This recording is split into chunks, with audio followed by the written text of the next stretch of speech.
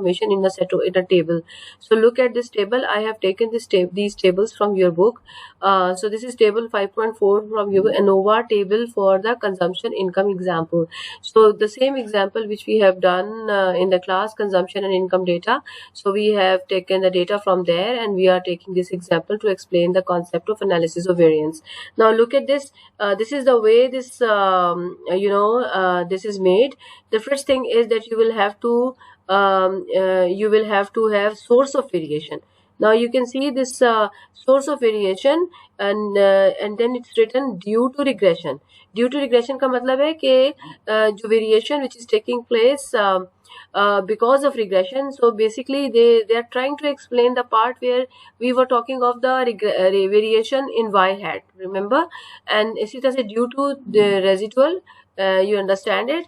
And then the third part is total sum of square, right? So I have taken a wrong table again and again. There is a mistake in it, so I would like to show you the table which I actually wanted to write from the book. Let's take from the book. So here we go. This is your book, and this is a table I was talking of. Now can you see that? Sorry, it's just a minute.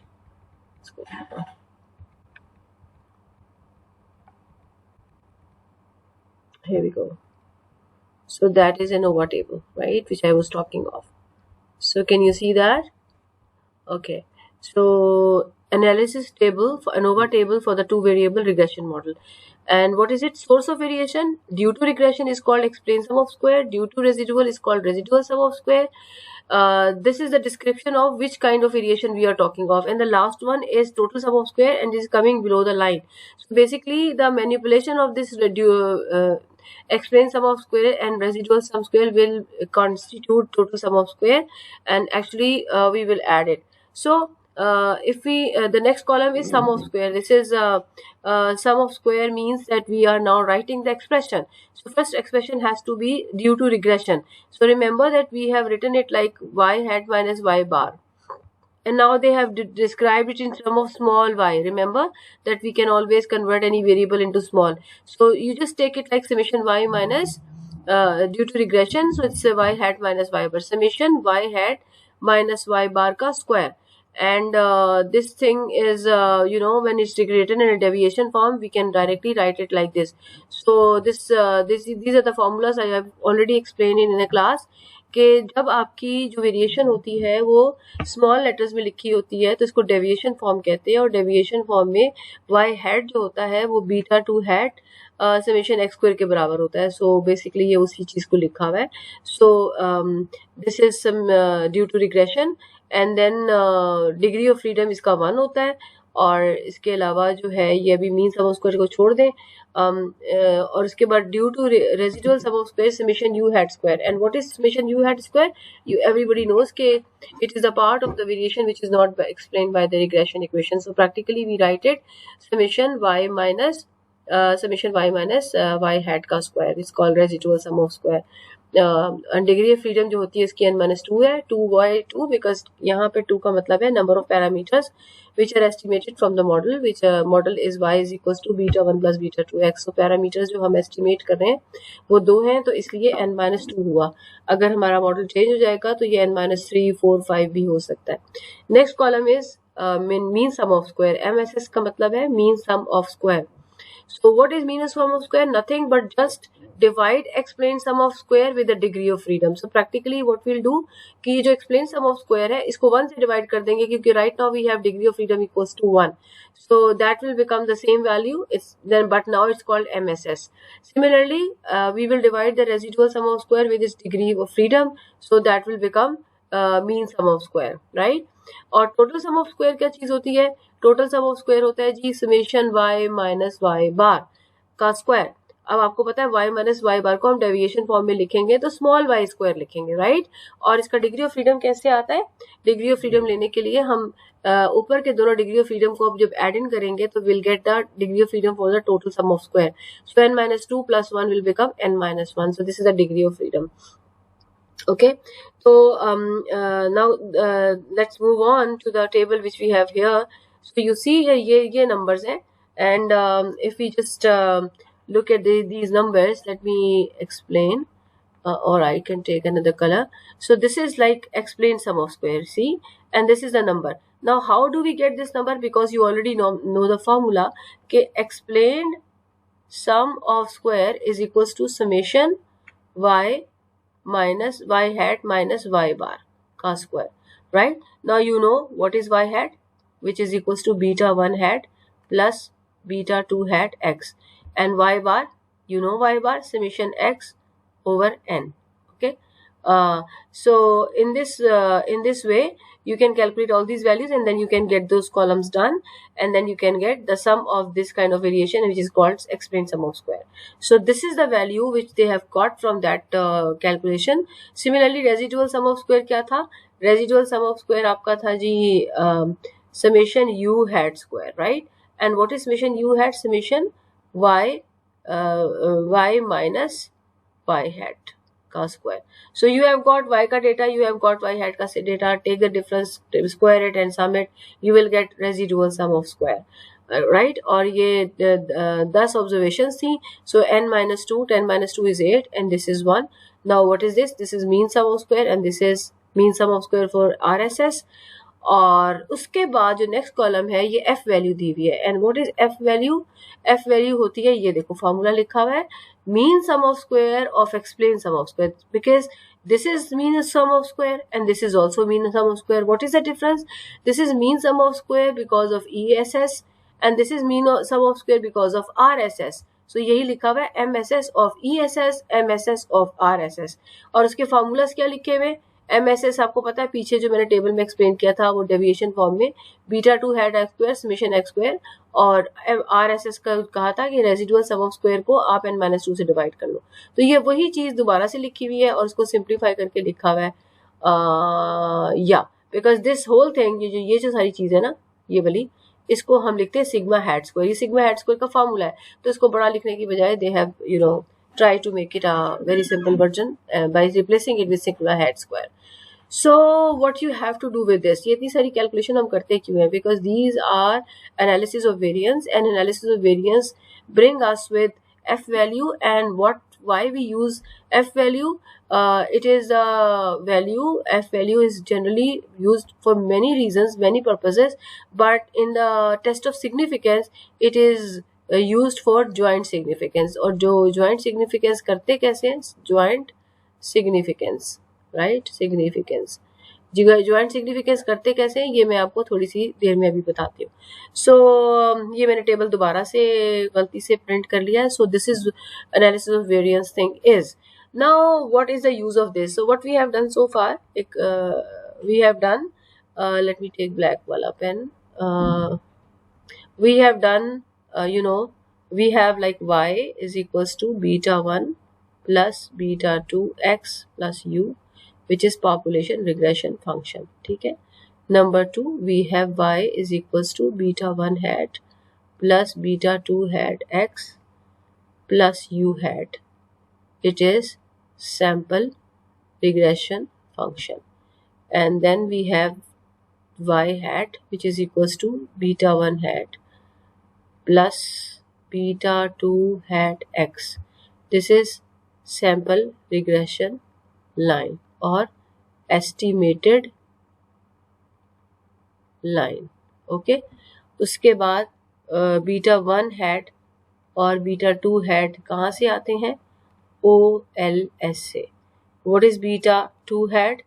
It is equals to n summation xy minus summation x summation y over n summation x square minus summation x whole square, right? It is also equal to summation x minus x bar y minus y bar over summation x minus x bar square. It is also equals to summation small x small y and small x square, right? There are different formulas for this. And beta 1 hat कैसे निकालते थे? Beta 1 hat was taken as y bar minus beta 2 hat x bar. This is what all we have done in the class. And then further restrictions and CLRM assumption and all.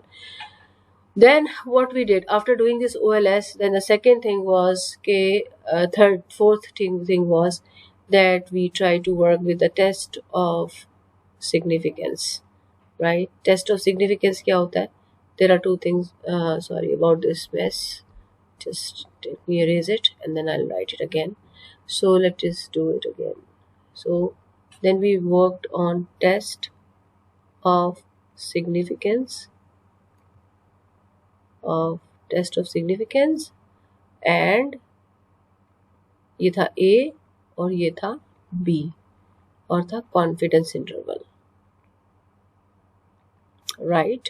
Confidence interval क्या था कि we try to work out if we have a population parameter, so what is the probability, 95% probability or 99% probability that population parameter would lie within specific range. So पहले जो हमने confidence interval का concept किया, let's say for I am working for beta 2 hat, sorry beta 2 not hat, always make this mistake, it's beta 2, right? So let's take it again, beta 2. So beta 2 belongs to the interval beta 2 hat plus minus t alpha by 2 n minus k into standard error of beta 2 hat, right? And standard error of beta 2 hat किसके बराबर था? That was equals to sigma hat square over summation x square, ये इसके बराबर था, right? And what is meaning of this confidence interval? That we are 95% times whenever we are doing this process 100 times, so 95 out of 100 times the value of beta 2 hat will belong to this interval. Okay, so this is what is meant by confidence interval. Okay, so population parameter, we are 95% confident that population parameter would lie within this range. And then we talked of test of significance. The P part was test of significance. In test of significance, we go with the hypothesis about population parameter. So kind of hypothesis we have, there are steps. First step, let's say H naught is equals to beta 2 is equals to 0, right? Second, H1 क्या हो जाएगा? beta 2 is not equals to 0, और फिर आपको पता है second के अंदर you take alpha which is equals to let's say 5%, and third you take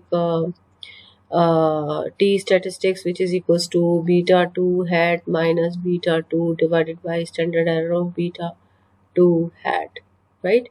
And then you go for test hypothesis, critical region and all, and selection and acceptance, confusion आ जाता है. तो हमने क्या किया था, हमने क्रिटिकल रीजन बनाया था कि t calculated if is greater than t tabulated. And what is meant by t tabulated? T value tabulated was, sorry,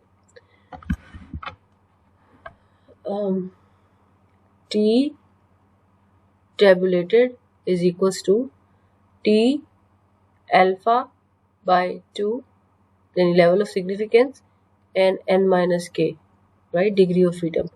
So we check it on from the table, and then we make the conclusion of acceptance or rejection of hypothesis. Now there is an additional information regarding this, that you do not need to go for this tabulated value. You just have to, we can work with two things. One is called 2t rule of thumb, right? What is it? They say that if you calculate t calculated. Now what is t calculated? As you know, it is beta 2 hat minus beta 2 over standard error of beta 2 hat, right? And you know that beta 2, the hypothesis which was taken as 0, so if I insert this value as 0, so it's practically beta 2 hat over standard error of beta 2 hat. So whatever the value is, it can be any value. Let's say it can be 3.5 or 1.2 or whatever, right? It can be any value. So it will be a value which will be given to you as an output. So what 2T rule says? 2T rule says that whenever you get the value of T, calculated value of T exceeding 2, simply reject the null hypothesis. Let me write it down for you so that you can memorize it. What is 2T rule? 2T rule is that if T calculated exceed greater than 2, greater or equals to 2, reject it not, right? Rejection and acceptance are generally taking place when we compare the calculated value with the tabulated value. But with this 2T rule, you actually do not need to go for the table, and you just can see that what is the calculated value of T, and you can accept or reject. If your T value is greater than 2 or equals to 2, you simply reject it not. Now let me tell you what is the reason behind. The reason behind is that if you are working with a two-tailed test, so we have the rejection region on both sides, right? Let me make it correct. Just a minute, sorry. For just 1 minute, please.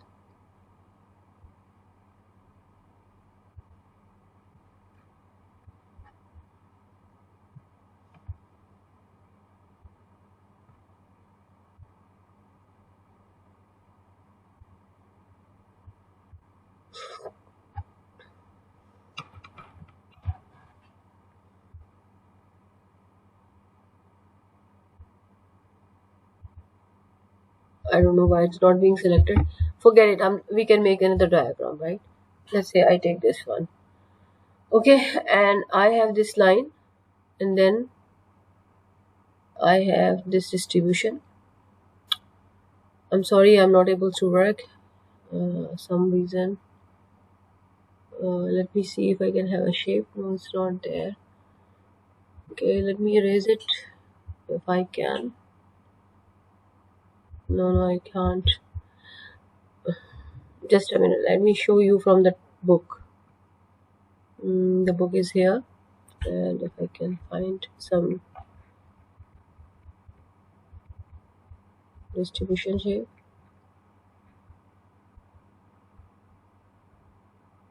Sorry for delays, guys.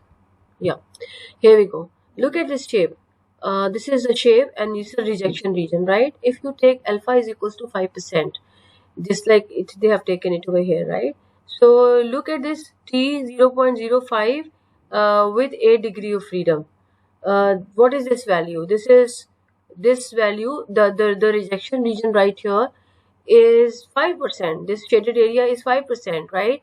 And this value T 0.058 degree freedom, this value 1.860, this is actually has been calculated from the T table, right?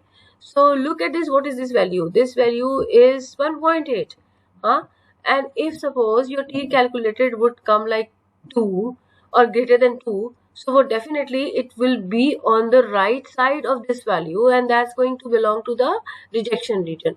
So because of this, fortunately we are able to get the right diagram, and I am able to explain it well. So basically this is the rule 2T rule is basically because of this reason, that once we calculate the rejection region as 5%, and then we calculate the T value, that value is 1.86. And if approximately your T calculated, and remember that this is the value of from the table of T. So if your T calculated value is 2, it definitely would be greater than this and would belong to rejection region. And once your calculated value comes into the rejection region, you simply reject the hypothesis. That's why they have made a very simple way of working out with the acceptance or rejection without watching into the table. And that holds only for 5%, and generally we take 5% as a level of significance. So without any risk of making wrong decision, we can simply use the rule, 2T rule, and in that case we simply have to see if our calculated value is coming as 2 or more than 2, it simply reject H naught, right? So that's what I had to add. So coming back to my tables, moving down, we have done with this analysis of variance. Now we have just explained what is an analysis of variance, and now I wanted to tell you that why we are doing all this and where it is being used. So for that I explained that first, okay, you have confidence interval testing. Confidence interval you are done with, and then you also know that we can do the test of significance, and test of significance may you try to check with some hypothesis, single hypothesis. Remember, test of significance may, if you are working with single hypothesis, just like you have done here, just I am highlighting beta 2 is equals to 0. Similarly, what else you can test? You can test like H naught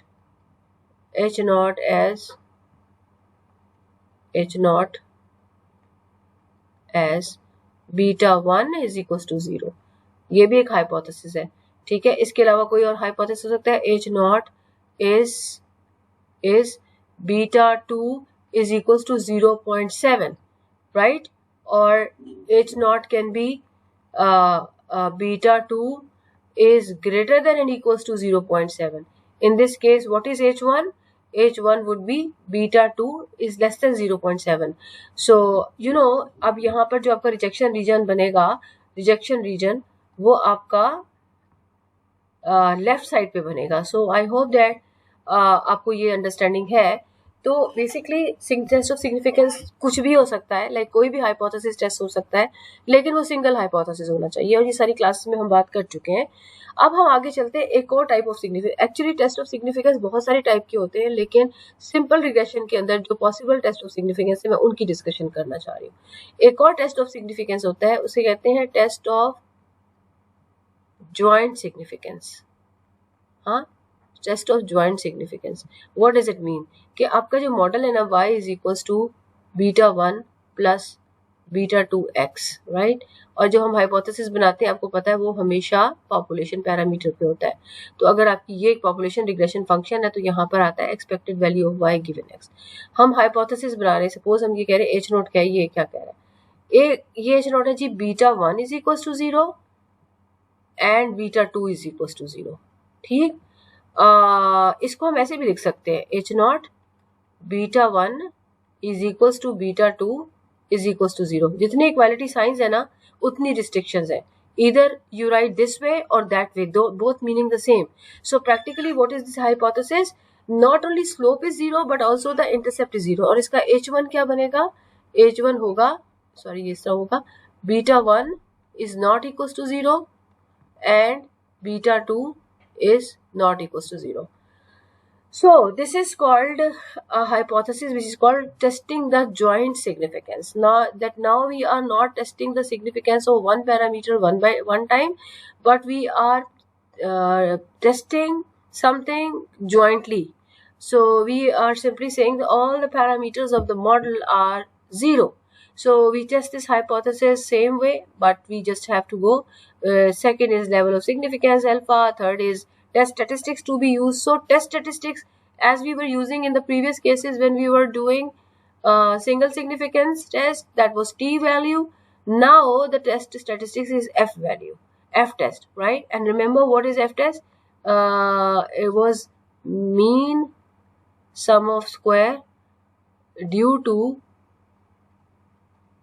ESS divided by mean sum of square due to RSS. And what was it? Due to ESS है ना, तो ESS क्या था? Summation explained sum of square y hat minus y bar, Y hat minus Y bar square और divided by degree of freedom which was 1, right. और ये क्या चीज होती है, means of due to regression Y summation, जो हिस्सा explain नहीं कर पाती रिग्रेशन, तो वो क्या होता है y minus Y hat square और उसका डिग्री ऑफ फ्रीडम क्या होता है n माइनस के या n माइनस 2। तो बेसिकली ये जो चीज है ये f की कैलकुलेटेड वैल्यू है, ये f का फॉर्मूला है, ठीक है। और उसके बाद हम क्या करते हैं, f की टेबुलेटेड वैल्यू, और f की टेबुलेटेड वैल्यू कहाँ से निकालते हैं, उसका तरीका क्या होता है, f की टेबुलेटेड वैल्यू जो होती है वो होती है जी f अल्फा, और दूसरी क्या चीज होती है v1 and v2। What is v1, degree of freedom for numerator, numerator की डिग्री ऑफ फ्रीडम हमने क्या लिखी थी 1, और v2 क्या चीज होती है, degree of freedom for denominator, right. तो ये होता है, अब वही सारा प्रोसेस है कि कैलकुलेटेड अगर टेबुलेटेड से बड़ी आ गई तो रिजेक्ट एंड ऑल। बट यहाँ पर एक चीज है जो बहुत अच्छी है और उसको कहते हैं P value, and I explain the concept of P value. The P value is something eight which the it's a minimum level of significance at which the null hypothesis is going to be rejected। तो जब p value t हमने किया था तो उसके साथ भी हमने p वैल्यू का कॉन्सेप्ट किया था, राइट। अच्छा, इसका मतलब ये है कि सिंगल टेस्ट ऑफ सिग्निफिकेंस के 3 तरीके हो गए। पहला, आप टेबल से वैल्यू देख लो और रिजेक्ट एक्सेप्ट कर लो। दूसरा, आप 2t रूल अप्लाई कर दो, 2t रूल को अप्लाई कर दो और एक्सेप्टेंस और रिजेक्शन कर लो। और तीसरा, आप p वैल्यू को देख लो और उसको कंपेयर करके एक्सेप्टेंस और रिजेक्शन कर लो। जब आप f टेस्ट की बात करते हो तो f टेस्ट के अंदर आपके पास अगेन 2 तरीके हैं। पहला, check the value from the table the way I have explained this one। Second, p value so इसके अंदर भी p value जो है वो आपको एक्सप्लेन कर सकती है कि आपने हाइपोथेसिस को एक्सेप्ट करना है या रिजेक्ट करना है। So I'll explain it with the help of example। So let me bring an example and the data right from your book। Before going into showing you the results and table and evaluating those results, before going for that analysis, I would like to add one more thing which is important to know, which is test of normality। As you can see over here, I have highlighted it। 3 ways है, residual, histogram, normal probability plot, NPP, और तीसरा है dark बारा test, ठीक है। इसमें से 2 जो है ना, पहला वाला तो सिंपल है कि हिस्टोग्राम, रेजिडुअल में आपने क्या करना है, रेजिडुअल का हिस्टोग्राम बनाना है। और हिस्टोग्राम में करते क्या है, you need to know the residual and you need to know their frequency. Computer खुद कर देता है सारा कुछ, ये टेबल बन जाता है। अगर वो प्लॉट जो है वो नॉर्मल को शो कर रहा होगा तो इसका मतलब है कि आपका यूआई नॉर्मली डिस्ट्रीब्यूटेड है, और अगर नहीं कर रहा होगा तो नहीं है, वगैरह वगैरह। एनपीपी के अंदर एक स्ट्रेट लाइन बनती है, एक्स एक्सिस पे यू हेड होता है, वाई एक्सिस पे एक्सपेक्टेड यू हेड होता है, स्ट्रेट लाइन सी बनती है। और उसके बाद आपके एक्चुअल डेटा जो होता है ना, एक्चुअल यू हेड का स्ट्रेट लाइन जो होती है वो एक समझ लो कि होती है स्टैंडर्ड सिचुएशन जिसके अंदर परफेक्ट नॉर्मेलिटी एग्जिस्ट करती है। तो अगर उस लाइन से डेविएशन होगी एक्चुअल डेटा की तो वो लैक फ्रॉम नॉर्मेलिटी शो करेगी, लैक ऑफ नॉर्मेलिटी शो करेगी। तो वो क्या होता है कि हम यू हेड को, जब वो कंप्यूटर खुद ही प्लॉट कर देता है एक स्ट्रेट लाइन के अराउंड डॉटेड लाइन होती है, वो जो डॉट्स होती है वो यू हाइट की, आई हेड की एक्चुअल वैल्यूज होती हैं। तो वो जितनी ज्यादा उस लाइन से दूर होंगी इसका मतलब है नॉर्मेलिटी से उतना दूर है। तो ये वाला टेस्ट मैं इसको प्रेफर नहीं करूंगी। तीसरा असल टेस्ट है जार्क-बारा टेस्ट। ये लार्ज डेटा का टेस्ट है, स्मॉल डेटा का टेस्ट नहीं है। स्मॉल डेटा के लिए हिस्टोग्राम इज बेटर। इसके अलावा भी बहुत सारे टेस्ट हैं लेकिन we are not going into it. So we just focus on कि अगर स्मॉल डेटा है तो हिस्टोग्राम एंड अगर लार्ज डेटा है तो जार्क-बारा। तो जार्क-बारा टेस्ट जो है सबसे ज्यादा वेल नोन टेस्ट है। लेट्स सी के ये होता क्या है। I will show you the formula for Jarque Bera. ये दो एनपीपी का ग्राफ है, ये जार्क-बारा का। Can you see that DB, ये सारा जो फॉर्मूला है, dB is equals to n which is sample size s square over 6 plus k minus 3 square over 24। Now what is s? s is the skewness, ये देखो s skewness है, और क्या है, coefficient of kurtosis है। आपको पता है कि ये नॉर्मल डिस्ट्रीब्यूशन का स्क्यूनेस क्या होना चाहिए भाई। स्क्यूनेस की एब्सेंस ही तो नॉर्मेलिटी होती है ना, स्क्यूनेस की एब्सेंस ही सिमेट्री होती है, तो स्क्यूनेस 0 होना चाहिए। और कर्टोसिस की वैल्यू क्या होती है, 3 तरह की वैल्यूज होती हैं कि कर्टोसिस की, equals to 3, greater than 3, less than 3। Equals to 3 को हम कहते हैं मेसोकर्टिक, और इसी तरह से प्लैटिकर्टिक एंड लेप्टोकर्टिक। तो नॉर्मल डिस्ट्रीब्यूशन के लिए k की वैल्यू को 3 होना चाहिए। नाउ इमेजिन देखें, ये जो जैक बैरा है ना, ये जैक बैरा जो है ये calculated value of test statistic है। जैसे हम t की नहीं कैलकुलेटेड वैल्यू करते, इसी तरह से f की कैलकुलेटेड, ये जैक बैरा कैलकुलेटेड वैल्यू है, और हम इसको जाहिर है किसी टेबुलेटेड वैल्यू से या p के थ्रू हम इसको वर्कआउट करेंगे कि ये होगा कि नहीं होगा। तो बेसिकली इसमें जो हाइपोथेसिस बनता है, हाइपोथेसिस सिंपली यही बनता है, h नॉट क्या बनता है कि ui इज नॉर्मली डिस्ट्रीब्यूटेड। क्या बनता है? ui is normally distributed.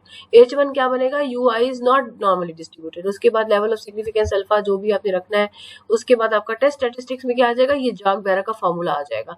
उसके बाद आपने रिजेक्शन या एक्सेप्टेंस करनी है, वो सारा कुछ। तो उसके लिए आपको पूरा प्रोसेस करने की जरूरत नहीं है, आपको कंप्यूटर जैक बैरा के साथ इसकी पी वैल्यू भी देगा, और आप उस पी वैल्यू को देखते हुए बता दोगे कि वो जो है एक्सेप्ट हो रहा है या रिजेक्ट हो रहा है। तो now let's go with an example and see yourself कि ये डाटा किस तरह वर्क करता है और ये टेस्ट किस तरह हम देखते हैं। Now look at this data, concluding example, and यहाँ पर ये देखो, ये सारा जो है ना, ये सारा का सारा मैं इसको एक्सप्लेन करूंगी। ये जो सारा डेटा ना मैं इसको एक्सप्लेन करूंगी। तो इसमें देखो ये लिखा हुआ है लेफ्ट साइड पे फूड एक्सपेंडिचर और राइट साइड पे total expenditure. So basically this equation says कि food expenditure depends on total expenditure. Total expenditure basically income ही है ना, तो टोटल एक्सपेंडिचर और इनकम एक दूसरे के वो प्रॉक्सीज है। तो यूं समझ लें कि food expenditure is a function of income. तो इनकम क्योंकि कोई बताता नहीं है, तो जब डाटा जनरली रिसर्च होती है तो इनकम की बजाय टोटल एक्सपेंडिचर का डाटा यूज किया जाता है। तो हमारे पास ये रिजल्ट आए हैं। अब इसके सबसे पहले तो देखें आप कोफिशिएंट्स क्या है, ये 94 है और ये है 0.4368। इसका क्या मतलब है? इसका मतलब ये है स्लोप कोफिशिएंट 0.4368 और ये स्लोप, ये है इंटरसेप्ट। तो वो कहते हैं इसका मतलब है, अब अगर मैं आपसे कहूँ what is meant by this 94.2086 को एक्सप्लेन करें, तो आप कहोगे जब टोटल एक्सपेंडिचर हो जाए 0, तो what is food expenditure? It is $94, right? So basically when somebody has no income, तो फिर वो जाए एहसास में और जाके वहां से खाना खा ले, और उसका जो खर्चा आएगा वो 94.20 के बराबर वो खाना खाएगा। सो this is kind of explanation. उसके बाद व्हाट इज दिस, ये है जी 0.4368। इसको कैसे एक्सप्लेन करेंगे? इसको हम सिंपली कहते हैं कि मैं इसको ना इधर करके ना थोड़ा सा आपको यहाँ से बताती हूँ, या दैट्स बेटर। इसको भी छोटा कर लेते हैं। जस्ट अ मिनट, ये स्क्रीन से बाहर ना आ जाए। Yeah I think it's manageable, right. Just a minute, let me make it small. Yes that's right. So here we go. यहाँ पे क्या है? Food expenditure is equals to 94.2087 plus 0.4368 total expenditure. हाँ, सो बेसिकली अगर मैं if I want to explain this, so basically ये क्या है कि derivative of food expenditure divided by derivative of total expenditure. If you take the derivative of this equation, you will end up having 0.4368. Now how do you explain derivative? आप कहोगे if total expenditure increases by $1, then expenditure on food will increase by 0.44 कह लें dollars. मतलब हर $1 जो ये बंदा earn करता है उसमें से 44 सेंट्स जो है वो फूड के ऊपर खर्च कर देता है। इसकी ये एक्सप्लेनेशन है। अच्छा, अब ये तो हो गई एक्सप्लेनेशन, लेकिन इसकी ऑथेंटिसिटी क्या है वो हमें टेस्ट ऑफ सिग्निफिकेंस बताएगा। और टेस्ट ऑफ सिग्निफिकेंस के लिए हमें क्या चाहिए होगा? हमें टी वैल्यू चाहिए होगी, हमें पी चाहिए होगी। अब ये देखो यहाँ पर आप अगर ये स्टैंडर्ड एरर है, ठीक है। इफ यू रिमेम्बर आपकी जो टी वैल्यू थी वो क्या थी? वो थी जी आपकी β2 divided by standard error of β2, right. अभी देखो ये आपके पास β2 दिया हुआ है, राइट। ये वाला देखो β1 दिया हुआ है और ये इसका स्टैंडर्ड एरर दिया हुआ है। जब आप इसको ऊपर रख के इसको डिवाइड करोगे ना, तो you will get this value. ये टी वैल्यू उधर से निकली हुई है, ठीक है। और यहाँ पे भी इसी तरह इसको इससे डिवाइड करोगे तो ये नीचे वाली ये वाली वैल्यू निकल आएगी। सो टी वैल्यूज आप खुद भी कैलकुलेट कर सकते हो, लेकिन अगर कंप्यूटर से काम करते हैं तो कंप्यूटर आपको ये वैल्यूज देता है। Now you got T value 1.8 and this is 5, right. अभी हम इसको ना अगर हम सिंपल 2t रूल पे लेके जाएं, तो ये वाला देखो हाइपोथेसिस रिजेक्ट हो रहा है, ये वाला, क्योंकि ये लेस देन 2 है, ये लेस देन 2 है, और ये वाला हाइपोथेसिस एक्सेप्ट हो रहा है। इसका क्या मतलब है, हाइपोथेसिस कौन सा है इसके अंदर। तो याद रखें कि जब कंप्यूटर रिजल्ट्स आते हैं ना, तो उसके अंदर जो हाइपोथेसिस जिसको हम एज्यूम करते हैं कि वो किस हाइपोथेसिस क्या लेके चल रहा है, तो कंप्यूटर जो है वो हाइपोथेसिस हमेशा लेके चल रहा होता है कि जी β1 0, यानी इक्वालिटी ऑफ 0 के लिए हाइपोथेसिस लेके चल रहा होता है, और H1 के लिए क्या होगा, ये H0 उसके लिए क्या होगा, β2 इज इक्वल टू 0। और टेस्ट ऑफ सिग्निफिकेंस हमेशा कंप्यूटर में 5% होता है, यानी जब भी आप t की वैल्यू देखो ना कैलकुलेटेड, और आप कंक्लूड करो t की वैल्यू देखते हुए, सो ये 2t रूल के हिसाब से ये वाला हाइपोथेसिस जो है ये जो है एक्सेप्ट हो रहा है, क्योंकि ये आपका एक्सेप्टेंस रीजन में आएगा, राइट। और जबकि ये वाला हाइपोथेसिस जो है वो रिजेक्ट हो रहा है, क्योंकि ये ग्रेटर देन 2 है। When ever t value is greater than 2, तो आपका हाइपोथेसिस रिजेक्ट हो जाता है। और उसकी रीजन जो है वो सिंपल है कि जो रिमेंबर ये वाली जो मैंने अब डायग्राम अगर बन जाए मुझसे, देखो नहीं बन रही, तो यहाँ पे जो आप लेते थे ना ये 1.86 कुछ वैल्यू थी, 8.87 क्या थी, तो जो 2 है वो डेफिनेटली यहाँ आएगा, लेकिन अब आपके पास ये वैल्यू 1.85 है, तो वो यहाँ पे कहीं लाई कर रही है, इसलिए आपको एक्सेप्टेंस रीजन में तो आप इस वाले हाइपोथेसिस को एक्सेप्ट करते हो, एक्सेप्ट, यानी β1 0 है। β1 अगर 0 है, इसका मतलब है β1 कोई रोल प्ले नहीं कर रहा। अब β1 क्या है, β1 है कि जी टोटल एक्सपेंडिचर जब 0 हो जाए तो फूड एक्सपेंडिचर कितना होगा, तो आंसर आया हुआ इक्वेशन में 94।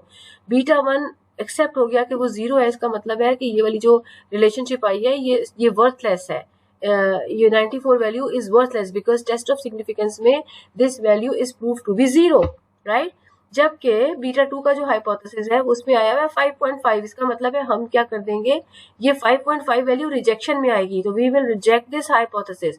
हाइपोथेसिस क्या रिजेक्ट किया कि β2 0 है, इसका मतलब है कि हमने हाइपोथेसिस सेट किया कि टोटल एक्सपेंडिचर में और फूड एक्सपेंडिचर में कोई रिलेशन नहीं है, लेकिन क्योंकि ये हाइपोथेसिस रिजेक्ट हो गया, तो एक्सेप्ट हमने क्या किया कि टोटल एक्सपेंडिचर जो है वो डिफाइन करता है फूड एक्सपेंडिचर को, और किस तरह डिफाइन करता है कि for every $1 increase in total expenditure, food expenditure will increase by 44 cents, ठीक है। और ये टेस्ट ऑफ सिग्निफिकेंस रिव्यू गया।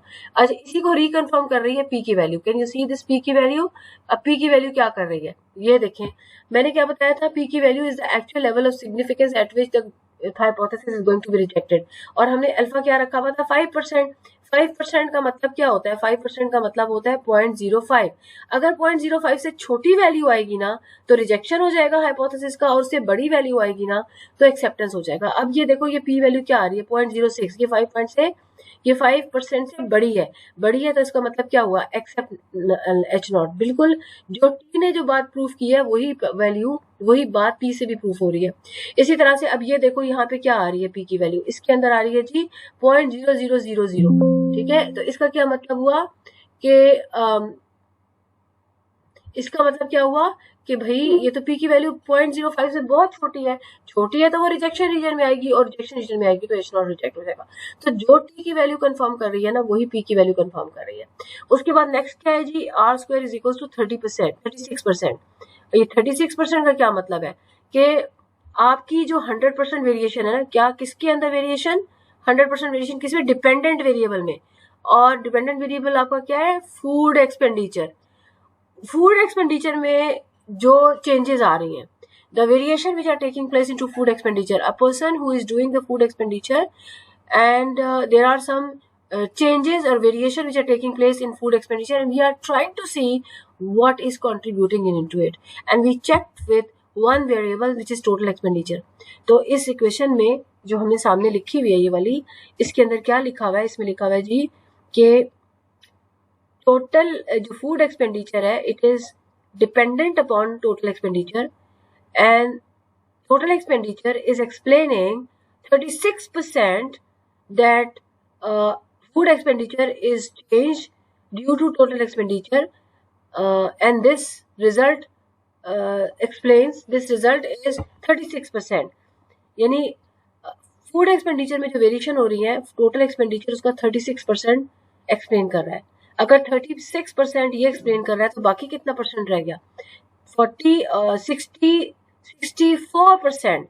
अब वो 64% मिसिंग है, क्योंकि ये वाला वेरिएबल तो सिर्फ 36 कर रहा है, बाकी कौन कर रहा है, कोई और वेरिएबल्स हैं जो मिसिंग है और रिपोर्टेड नहीं है, तो वो उसको कर रहे हैं, ठीक है। इसका ये मतलब है, इसका मतलब है ये आर स्क्वायर काफी नीचे है, 50% से नीचे हो तो वो ज्यादा एक्सप्लेन नहीं कहा जाता।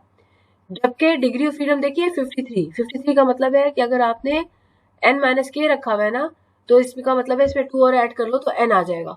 इसका मतलब आपका n क्या हुआ 55, which is quite bigger number, large data set, but that large data set is not enough to explain the link between total expenditure and food expenditure, and explanation is only 36%। इसका मतलब क्या हुआ, इसका simple मतलब ये हुआ कि बहुत सारे ऐसे वेरिएबल्स हैं जो फूड एक्सपेंडिचर को एक्सप्लेन कर रहे हैं और वो इस इक्वेशन का पार्ट नहीं है, इसलिए आपका आर स्क्वायर जो है वो बहुत नीचे है। तो ये भी क्लियर हो गया। उसके बाद आप नीचे चलते हो तो क्या होगा कि now we will talk about F value. F भी लिखी हुई है ना, अब आप एफ की वैल्यू देखो यहाँ पे क्या लिखी हुई है, एफ की वैल्यू लिखी 31.10। ये कौन सी वैल्यू है, देखो इसके सबस्क्रिप्ट में 1 और 53 लिखा हुआ है ना, इसका मतलब है ये एफ की कैलकुलेटेड वैल्यू है। अच्छा, टेबुलेटेड वैल्यू है, ठीक है जी। अब ये टेबुलेटेड वैल्यू और साथ ही इसकी पी वैल्यू लिखी हुई है, इसका मतलब है, और वो बहुत छोटा नंबर है 000, तो अगर आप अल्फा 5% लेते हो तो 0.0000 4 डिजिट तक ये डेफिनेटली रिजेक्शन में ही आएगा। तो आपने, इसका मतलब ये हुआ कि आपने जो हाइपोथेसिस बनाना है ना, इसके ना एच नॉट बनता है इसका β1 0 और β2 इज इक्वल टू 0। ये β1 लिखा था, β1 इक्वल टू 0। तो आपका ये वाला हाइपोथेसिस जो है वो रिजेक्ट हो जाएगा। क्यों? क्योंकि P value is very small, right, because P value जो है वो 0.0000 है। इसका मतलब ये रिजेक्ट हो जाएगा। इसका मतलब है कि ये जो ज्वाइंटली दोनों जीरो नहीं है, ये हम रिजेक्ट कर रहे हैं, ये ज्वाइंटली जीरो नहीं है। सो एक्सेप्ट क्या करें कि they are different from zero, right. तो टी टेस्ट जो है वो सिंगल सिग्निफिकेंस टेस्ट है और एफ टेस्ट जो होता है वो ज्वाइंट सिग्निफिकेंस है। ये दोनों एक दूसरे को सपोर्ट करते हैं, ये कॉन्ट्रोडिक्टरी नहीं होते, ठीक है। तो I hope that you understand this results. तो एग्जाम में मैं क्या करूंगी, मैं इसी तरह का आपको एक टेबल दूंगी और मैं आपसे कहूंगी इसको एनालिसिस करो। So you would have to go with explanation of coefficient explanation, the value of T, the value of P, the value of R square and value of F, their related hypothesis and their final results.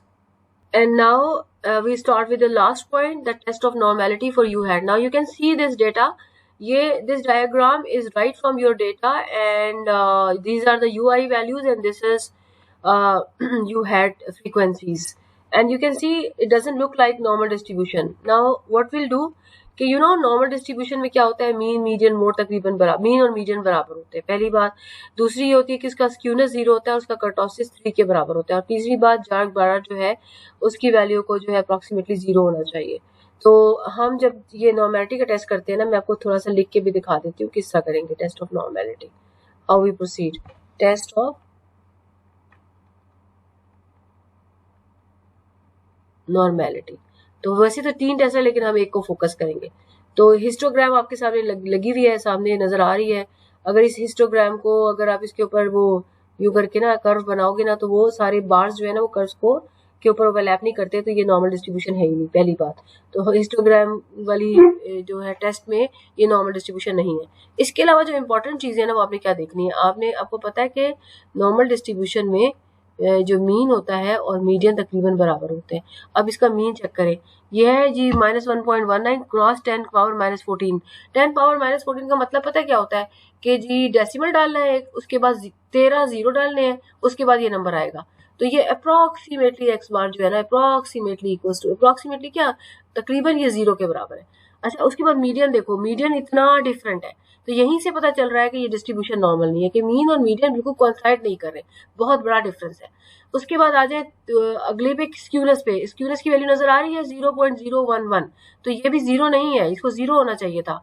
और kurtosis क्या होना चाहिए था 3.23, तो ये तकरीबन 3 के बराबर है, लेकिन अगर हम स्क्यूनेस देखें तो वो इसको नॉर्मेलिटी नहीं डिक्लेयर करता। लेकिन सबसे इंपॉर्टेंट वैल्यू क्या है, ये वाली जाग बेरा की 0.257585। अच्छा, ये जाग बेरा की वैल्यू है और ये आपको नजर आ रही है कि 0 नहीं आ रही, इट्स डिफरेंट फ्रॉम 0, और साथ ही इसकी प्रोबेबिलिटी दी हुई है 0.87। अब आप देखो कि हम इसका टेस्ट में ये वैल्यूज कैसे यूज करेंगे। आप सबसे पहले H0 बनाओगे कि U I's are normally distributed, H1 क्या बनाओगे, UI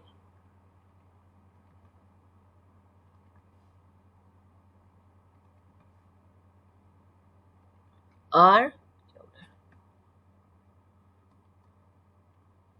I stop writing.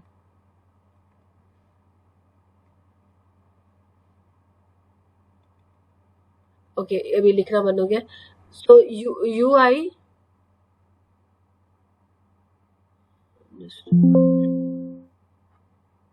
Okay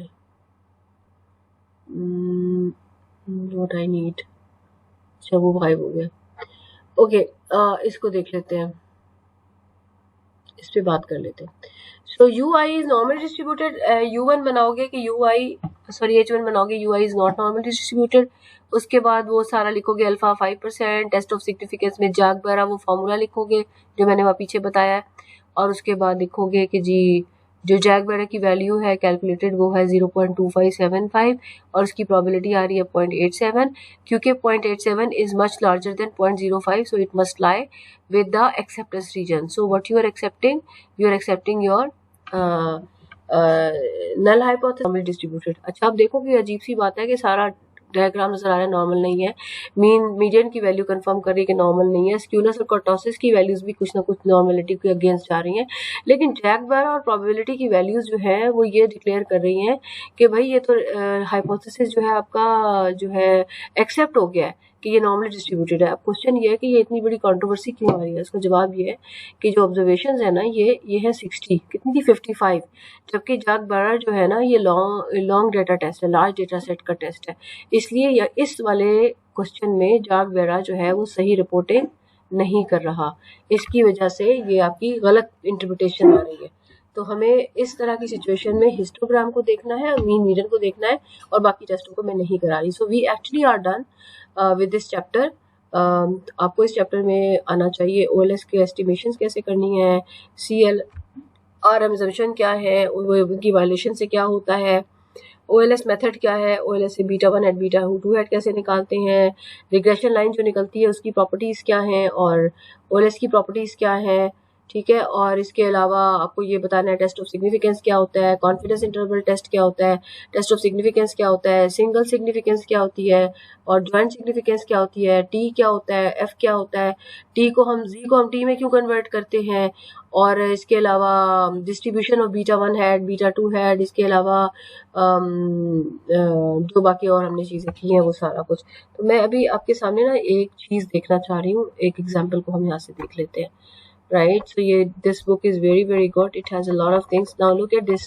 Okay, from the data given below on earning on education. So see, mean wage is a function of education. तो ये hypothesis क्या है, ये बात क्या कर रहे हैं कि जो mean wage है ना वो education पे डिपेंड करती है. और ये इक्वेशन दी हुई है और अगर आप इसके कोफिशिएंट देखो तो लिखे हुए 0.7437. तो अगर कोई एजुकेशन नहीं होगी तो बंदा कितना कमाएगा, $0.74. और अगर एजुकेशन 1 स्टेप ऊपर जाती है तो उसे इंक्रीमेंटल वेज कितना आती है 0.64. ये एक्सप्लेनेशन हो गई. स्टैंडर्ड एरर यहाँ पे लिखने हैं. ठीक है. अब स्टैंडर्ड एरर आपको पता है कि वो दिए हुए होते हैं. यहाँ पे टी वैल्यू क्या होती है कि ये वाली वैल्यू ओवर ये वाली वैल्यू. तो अगर आपके पास ये वैल्यू है और ये वैल्यू है तो इनको डिवाइड कर लो तो ये टी में फिल हो जाएगी. अब यहाँ पे देखो ये वैल्यू है और ये वैल्यू नहीं है और ये वैल्यू है, तो इसको कैसे निकालना है. Now you know that if you divide this value with this value you will get that value.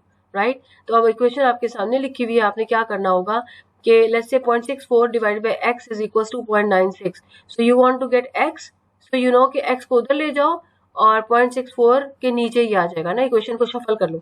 सो ये जो अननोन है ये वहां से निकल आएगा. सो बेसिकली आप इस वैल्यू को इससे डिवाइड करोगे तो ये आ जाएगा. That's what I understand. या this over this is equals to that, so you will just shuffle it. या तो आपने 0.64 को 9.6 से डिवाइड करना है and you will get this value. अच्छा ये आ गया. तो पहला सवाल ये होगा कि जी मिसिंग नंबर निकालो. तो ये दोनों नंबर निकल आएंगे बड़े आराम से. How do you interpret the coefficient 0.64. तो आंसर क्या है कि एक लेवल ऑफ एजुकेशन के इंक्रीज करने से इंक्रीमेंटल मीन वेज जो आती है वो $64 0.64 यूनिट्स आते हैं इंक्रीमेंट. उसके बाद दूसरा रिजल्ट क्या है 89%. R स्क्वायर की वैल्यू क्या है 89%. ये तो बहुत कमाल वैल्यू है. वो कह रहा है कि जी 89% जो है मीन वेज के वेरिएशन जो है ना वो ये एजुकेशन ही एक्सप्लेन कर देता है, तो बाकी कितनी परसेंट रहेगी, तकरीबन 10-11% रहेगी, तो वो कोई और मिसिंग वेरिएबल है जिसकी वजह से मीन वेज बढ़ती है, जो कि इतना अब इम्पोर्टेंट नहीं रह गया क्योंकि एजुकेशन ही सारा चंक एक्सप्लेन कर रही है। नंबर ऑफ ऑब्जर्वेशन कितनी है 13, तो इसका मतलब है कि ये जो भी रिजल्ट है ये बहुत अथेंटिक नहीं है क्योंकि आपका डेटा सेट बहुत छोटा है। तो ऐसे डेटा सेट 13 से डेटा वैल्यूज है और 2 आप डिग्री ऑफ फ्रीडम वैसे ही लूज कर रहे हो, तो 11 डिग्री ऑफ फ्रीडम के साथ वर्क कर रहे हो, तो ये रिजल्ट इतने अच्छे नहीं है उस डेटा सेट की वजह से। Would you reject the hypothesis that the education has no effect on whatsoever on income? So ये कह रहा है कि जी एजुकेशन का इनकम पे इफेक्ट नहीं होता, ये हाइपोथेसिस है। अब आपको पता है एजुकेशन और इनकम को कौन सी चीज लिंक कर रही है, वो ये वाला कोफिशिएंट और ये बीटा 2 कोफिशिएंट है। तो अगर हाइपोथेसिस ये चेक करना है कि एजुकेशन का वेज पे कोई इफेक्ट नहीं है, तो बेसिकली हाइपोथेसिस क्या बनेगा कि H0 is equal to H0 beta 2 is equal to 0। तो आपने वही हाइपोथेसिस चेक करना है। अब आप देखो कि ये जो है आपकी टी की वैल्यू तो आई हुई है, ये 9.6 आई हुई है, तो जाहिर सी बात है कि ये टी की बहुत बड़ी वैल्यू है, 2 से तो बहुत बड़ी है, तो आपका हाइपोथेसिस रिजेक्ट हो जाएगा कि एजुकेशन का वेज से कोई लिंक नहीं है, बीटा 2 0 नहीं है बल्कि डिफरेंट फ्रॉम 0 है। तो ये तो ऑफ कोर्स ऐसा ही होना चाहिए क्योंकि सिर्फ एक वेरिएबल है जो कि मीन को एक्सप्लेन बीच को एक्सप्लेन कर रहा है और ये 89% एक्सप्लेन कर रहा है, तो ऑफ कोर्स ये बहुत हाईली सिग्निफिकेंट वेरिएबल है। ठीक है, जब आपका नल हाइपोथेसिस रिजेक्ट हो जाता है ना, तो आप कहते हो कि there is a link between education and mean wage, and education is highly significant variable which is defining the variation into mean wage, right? तो ये इसका जवाब है। which test would you use? Direct T test use करेंगे, क्यों? इसलिए कि population sigma मालूम नहीं होता तो जी तो यूज कर नहीं सकते। वाई का जवाब भी आ गया। What P value of your T statistics? अभी तो हमारे पास पी वैल्यू यहाँ पे कोई भी नहीं है, नजर ही नहीं आ रही। Set up an ANOVA table for this example, तो आपने इसमें अनोवा टेबल जो है वो करना है जी, वही वाला जो मैंने आपसे कहा है, और ये जितनी इन्फॉर्मेशन है ये इससे आप अनोवा निकाल सकते हो। पीछे देखो टेबल के अंदर फार्मूलाज लिखे हुए हैं कि वो अनोवा आप इसमें से निकाल सकते हो। ठीक है, तो ये आपने exam suppose that the regression, ये लास्ट पार्ट में देख लेती हूँ। Suppose in the regression given above, R square value was not given to you. Could you have obtained it from the other information given in the regression? हाँ जी, are square जो होता है वो आपका explain sum of square over total sum of square होता है, तो जब आप अनोवा टेबल मेंटेन करोगे तो you can get that value from there as well, right. तो ये इस तरह का सवाल आ गया। उसके बाद ये वाले भी उसी तरह के सवाल है। ये कॉन्फिडेंस इंटरवल की वैल्यू दी हुई है और आपको कुछ करने को कहा होगा। इसी तरह से ये वाला देख लो, आर एस दिया हुआ है, ई एस एस दिया हुआ है, तो जरूर ये क्या मांगेंगे, ये मांगेंगे एफ की वैल्यू, और एफ की वैल्यू क्या होती है, E S S over 1 and R S S over N minus K, बाकी सब कुछ वही होगा।